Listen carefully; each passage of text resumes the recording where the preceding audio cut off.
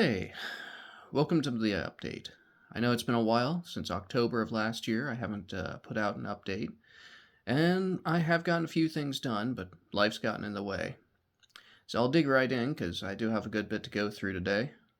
But we'll start off, I guess, with the historicals, probably the farthest back, and work our way through. Well, for starters, we have this little thing. I believe it was the M5 Mareșal Romanian light tank. Pretty much only came out as a prototype in World War II.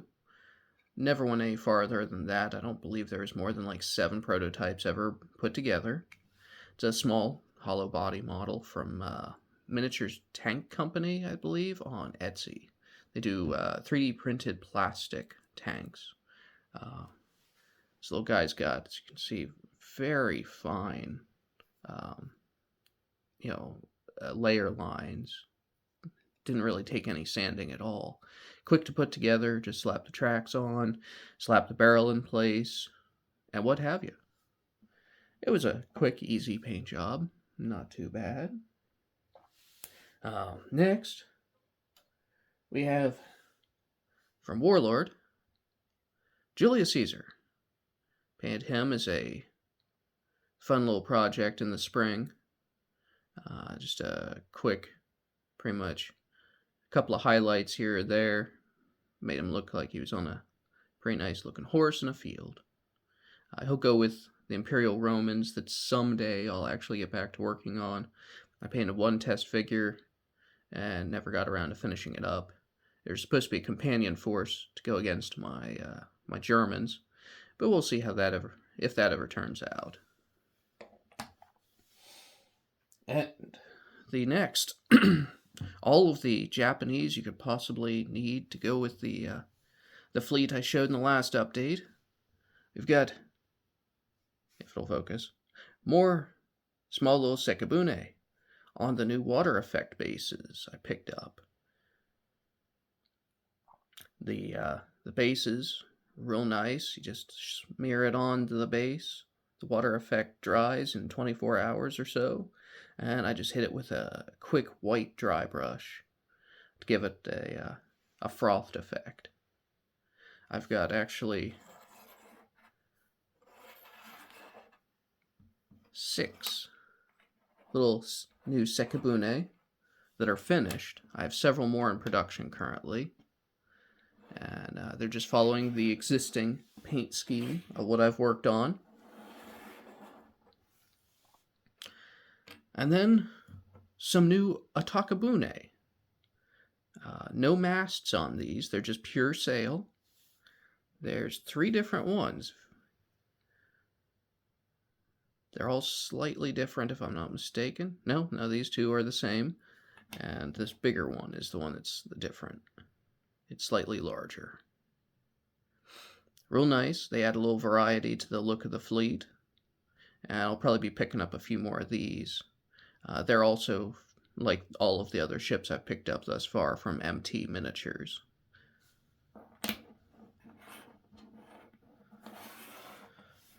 And I have for the Korean fleet, a large number of various sizes and designed panoks, ranging from just basic ones to kind of smaller little guys.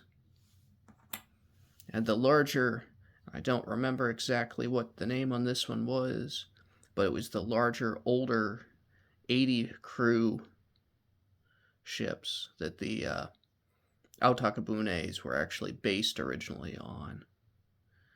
These were very fun and very quick to paint. The Korean paint job I've got is a very efficient one for getting them churned out. I think I painted all of these in like 2 hours or so. Might have even been a little bit less. But those Korean and Japanese ships all were the start of my June project, where starting on the 2nd of June and going to the 2nd of July, I found myself just painting as much as I could, and that's where the bulk of what got finished was finished. So now if you don't like science fiction or Warhammer, you might want to turn away, because that was the bulk of what I worked on for the rest of the month.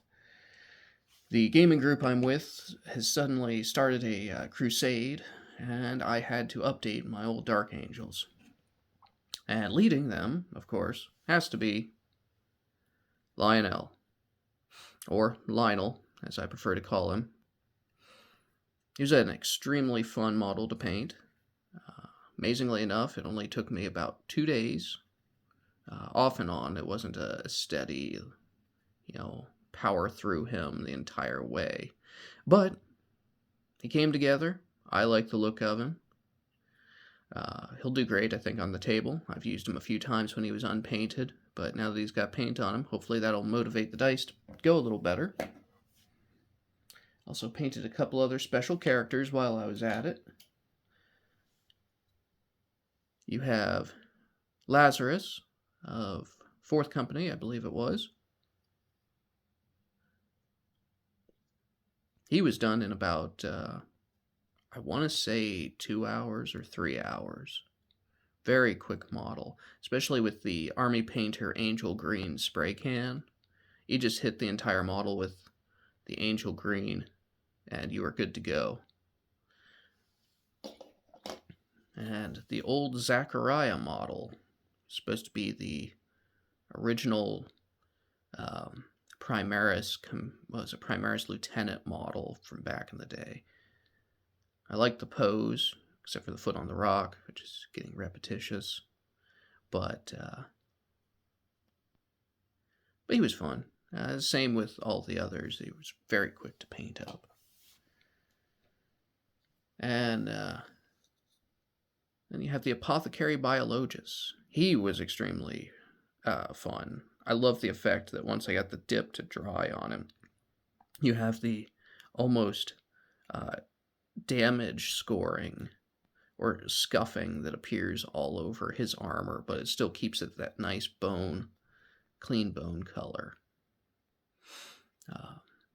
All of these models that don't have any tufts or crystals on them, I ran out of tufts partway through, so I'm waiting on that shipment to come in a couple of weeks. Hopefully they'll all be nice and matching once that's done. And there's this guy who's a little out of left field. I actually painted him a little bit earlier, but he's one of the Tyrannid Von Ryan Leapers. I really liked the design of this creature, and when I was playing around with a game of Xenos Rampant, I thought to myself, these would be kind of cool to set up for that. Because in between our Crusade games, I'd play some solo Xenos Rampant games. And I wanted to go with something a little different. Something that was like your traditional alien, but at the same time had a neat effect. So I bought some color shifters, and color shifted all of his carapace. And his talons are all metallics. I thought it looked cool. Stood out on the table and definitely looked different than anything I've seen from a Tyrannid force thus far. But I have a few Von Ryans that I'm going to be doing this to, and probably a couple of Lictors, just to have a force for Xenos Rampant. And as a companion to him, there's the Primaris Lieutenant from Leviathan, with the matching carapace on his shoulder, and on the bug bit thing on his base. I can't remember what it's called, but he was a neat one to paint. The scarring turned out real nice with the scarring or the injury on his head turned out real nice with the dip. He still has a little bit of a shine on him, but nothing I really want to do about it because of the if I hit him with matte varnish, he'll lose the entire effect from the shoulder pads and the color shifters. And this guy, while I'm showing him to you now, was actually the last one on the last day. Marine Justiciar. I actually modded him up a little bit, gave him a Dark Angel's head from the Inner Circle Companions box. The arm and the shoulder are also from the Inner Circle Companions.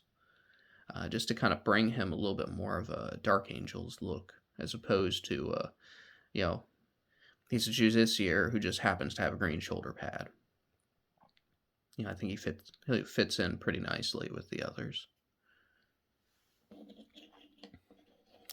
And for the big stuff, this was actually the model I finished on the first day, real early in the morning.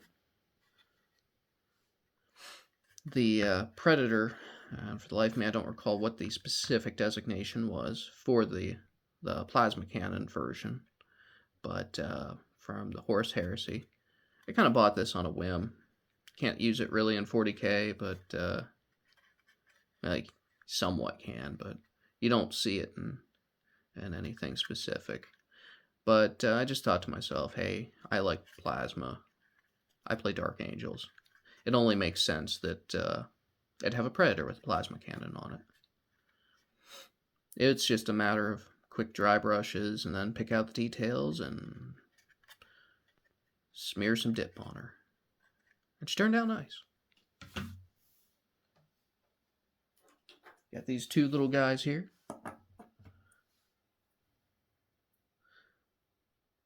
Couple of little Watchers in the Dark. I've got 3 more I need to build and paint for my Terminator squads, but they serve pretty much no purpose except for to be tokens in the game nowadays, which is fine.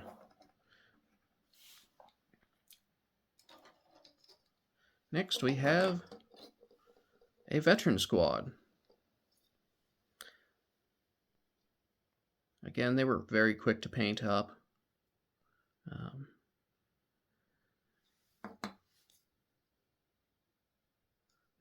Not a lot of details like in the older models. I mean, basically veterans now, the only way you can tell them from a regular Marine is they have a tabard. Which really isn't too much of a tabard, so to speak. It's more of just a loincloth. Which, I don't know. G-Dub's design choice is G-Dub's design choice.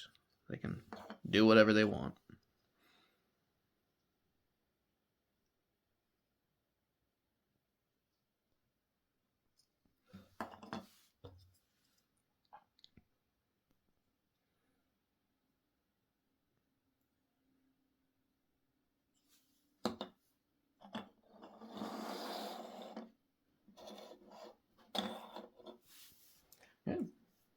We have some Inceptors, I believe they're called. These I picked up ages ago. They've been sitting in a box, just unloved and unworked on. 3 of them all total.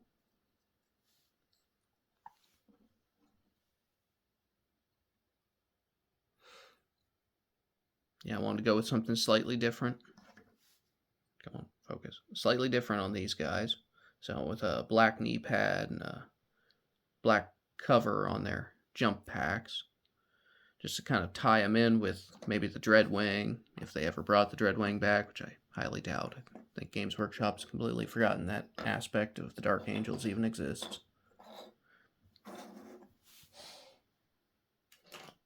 And now for the kind of boring basic Marine stuff. Some of what I had to churn out was just your basic intercessors. So you've just got some basic assault intercessors. Not too many frills.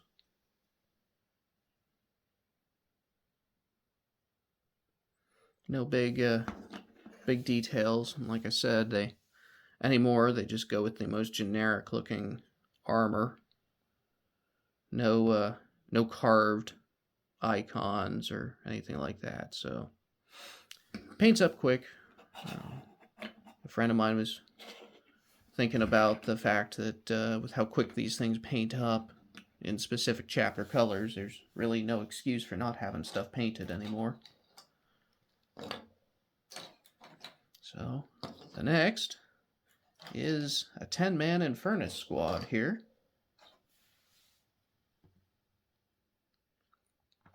also from the Leviathan set, which sadly, the shoulder pad here was a solid piece attached to that arm. Otherwise, I would have liked to have had some Dark Angel's iconography on there.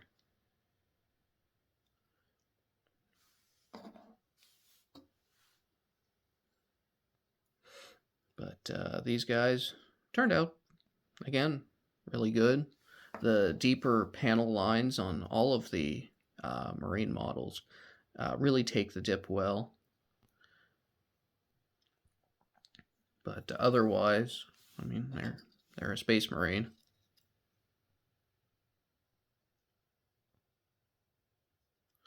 And let's face it, I'm doing a pretty basic paint job. I'm not going through and doing 3 layers of highlights right now. I'm not doing, you know, modulated lighting or anything like that on them. I'm just going through single layer, dry brush, carry on, do the trim, do all the extra crap on them, and call them a day. Faster I get them done, the faster I don't have to worry about them anymore.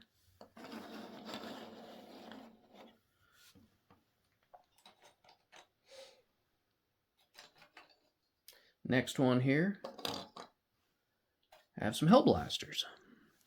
I previously had finished ages ago 5, and I figured, you know, why have a half squad when you can churn out another 5, which I bought these used off of Noble Knight Games. They're a good source. Kind of expensive at times. They really overcharge for certain used models.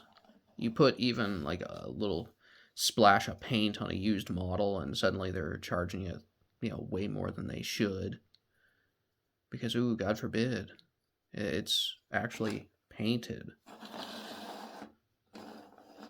And yes, I air quotationed on that. Then here's the mass of the rest of the intercessors, which, frankly, I don't know if I'm going to show off all of these one at a time, but they're intercessors. They're just basic modern Marines. Not too much of an interesting thing there. Just guys with bolt guns. Yeah, they're kind of interesting if you jot down some stats. I don't remember exactly what all I gave them in Xenos Rampant, but basically to create a unit in that game, you go through and can give them different special rules. So this guy with the grenade launcher, this guy with the sniper rifle, which they can actually go through and be a sniper or a grenadier. And it's a nice fun addition. It's kind of like if you want to go with something interesting, having your Tyrannid like explode or something with goo when it dies, you can actually go through and give them stats for that. It all tallies up into a point cost. It's a nice little game. It's basically my go-to when I just want to do something fun on my own. Up there with 5 Leagues from the Borderlands. But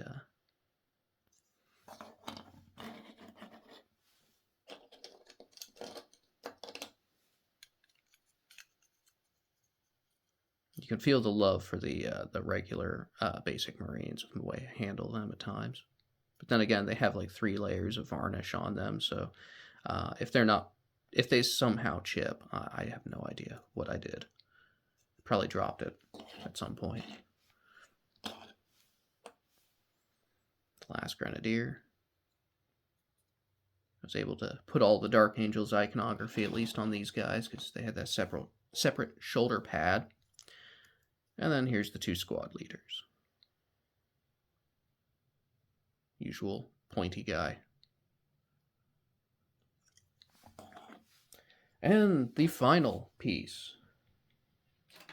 The true Marines. The ones that most of us that have been playing for a hot minute remember.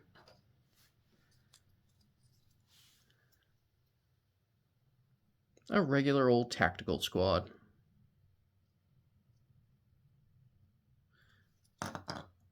I have a few tactical squads that have some paint on them. I just never finished them. And in the case of this one, I had some extra time. And one evening I was hanging out with one of my gaming buddies, and we both thought that day, let's do some painting instead of gaming. So while he was working on his, what were they called? They were one of the Nurgle troops. He was trying to get all those ready for the rust effect. I just knocked out part of a tactical squad. Got probably about 6 of them ready to dip in that evening. It took about, I can't remember how long it took, but it got done. And they are now ready for the table. And that's the update. That's pretty much everything I did from October to April. And then, like I said, all of the Imjin warships and Marines were all done between June 2nd and July 2nd at midnight. Other than that, that's about it. Hopefully I'll have a new update here soon, and maybe I'll get some other stuff painted. Otherwise, have a good game, and try to get your models painted too.